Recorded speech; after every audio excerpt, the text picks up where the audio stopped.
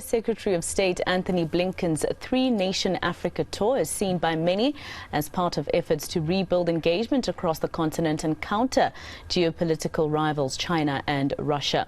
This happens a month after Russia's foreign minister actually made a four-nation Africa tour vying for support amid Russia's war in Ukraine. South Africa and several African countries have maintained a position of non-alignment in the war. Let's chat to Professor Christopher Isike. He's an international relations expert about this. Thank you very much, Prof, for your time here on ENCA. Now, firstly, this visit and this, Africa strategy that the U.S. Secretary of State announced during the past couple of days that he was here, saying that the United States will not dictate Africa's choices. Should we even believe this? I mean, Africa has always felt as though we are, at war. We are in the middle of a war between the powerful states.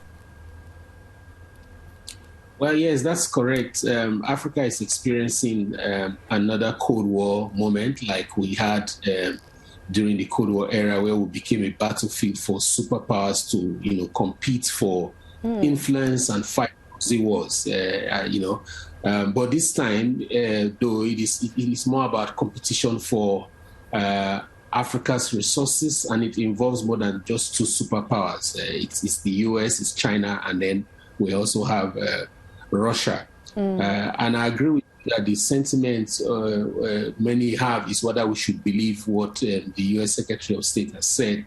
Well, I think we should, because it will serve their interest to begin to treat us better. And he has reiterated when he spoke that the centerpiece of their approach to Africa going forward would be treating us as equal partners. And that's very important, because you know that after the Cold War, the United States abandoned Africa just like Russia did. And over time, anti-West sentiments have grown in different countries of the continent. And China has tried to fill the gap and has done so considerably well. Now the U.S. is trying to regain some of the momentum it lost after the Cold War.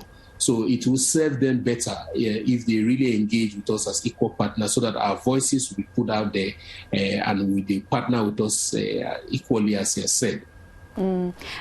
Just to give you an example in terms of South Africa, I mean, we are part of the BRICS nation, for instance, which means that our allies would be Russia and China, and a lot of our trade has actually been quite stalled because of the conflict that's happening between Russia and Ukraine, for instance. So, in terms of our trade as an African continent and the U.S. per se, would you say that it's advisable for us to even, try and align with any of them?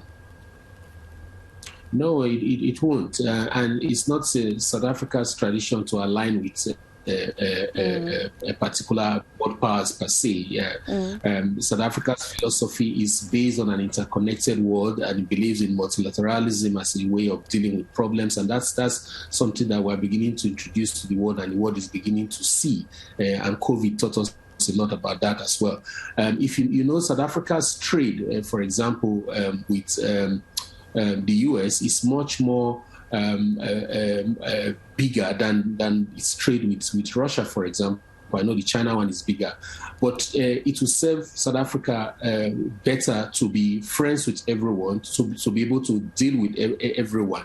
We are going into right now probably looks like a bipolar moment, but it eventually become a multipolar moment where, countries will be smart enough to keep lines of friendship open with every world power, so that you can do business and maximize those relationships to your own benefits.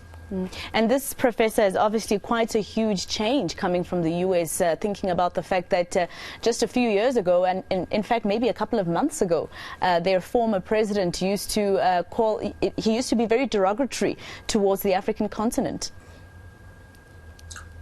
Well, yes, it was. And this effort by the Biden administration to, correct the mistakes of the former Trump administration is what has led to rejigging their policy towards us and beginning wanting to engage with us better. But it's not just only about repairing those relationships. It's also, like I said earlier, serving their interest in terms of competing with China. For example, the secretary, I'm sure, is now in the DRC. The DRC is one of the major producers, actually produces 70% of the world's cobalt, and there are about 11 cobalt mines in the DRC, and China has control or some ownership of over about 7 of those already. The United States would do well to want to be part of that because cobalt is a very important element, for the future of the world that we are entering. So they are here for their interest, but they also recognize now that they are better open up to, dealing with us better, treating us better. And the question for us would be, hope we can leverage, we can take advantage, and we are ready, for this opportunity that this world superpower, contestations in the continent is offering us.